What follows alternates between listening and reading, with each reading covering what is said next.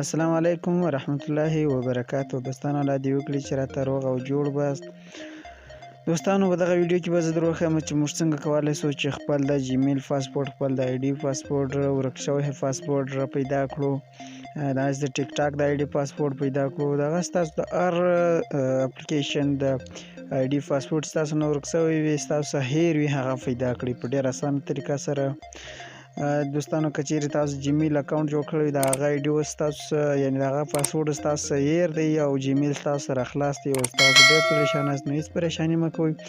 صرف او صرف دا ویډیو وګورئ او چینل در سره سبسکرایب کړئ، بیا ویډیو خامخا در سره لایک کړئ. نو زه د ویډیو په طرف ویډیو شروع کوم.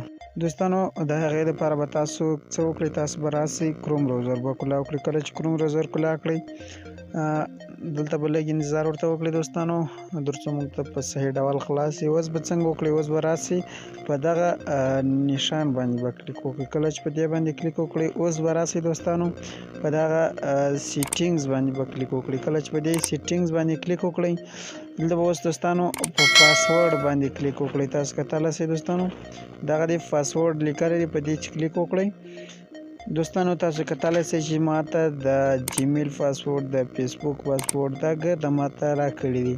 نو تاسو یې کولی شئ په دغه طریقه ډېر په اسانه طریقه سره خپل پاسورډ ورک کړئ، ځکه تاسو ته ډېره غټه پریشاني وي.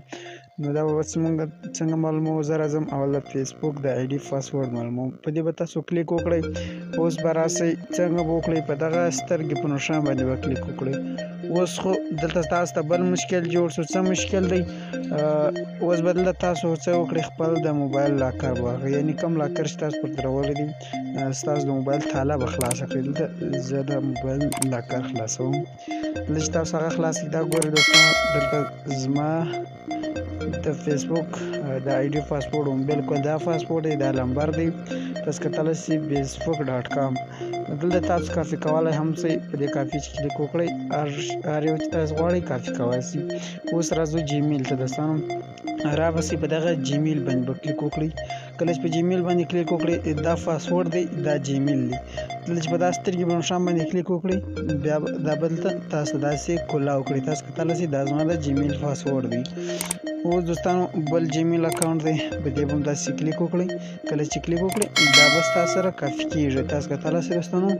نو دغه د ویډیو خامخا دا به ډېر دوستانو ته ډېره غټه زیاته مسله وي. څنګه په کومه طریقه را به شئ کروم براوزر به کلا وکړئ، په درې ډاټ باندې به کلیک وکړئ، سیټینګز ته به راسئ. دلته تاسو کتلی شئ دوستانو چې دا دی پاسورډ لیکلی دی. پاسورډ چې کله کلیک وکړئ دلته د ګوتو شانو پاسورډونه موږ ته راشي.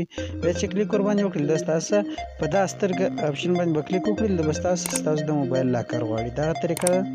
الله دې وکړي چې ویډیو مو خوښه شوې وي، ویډیو در سره لایک کړئ، که په چینل کې نوي یاست خامخا ضروري در سره سبسکرایب کړئ. په سبسکرایب ستاسو یو روپۍ هم نه ځي، نه ستاسو موبایل پرې کمیږي. وسلام، د الله په امان.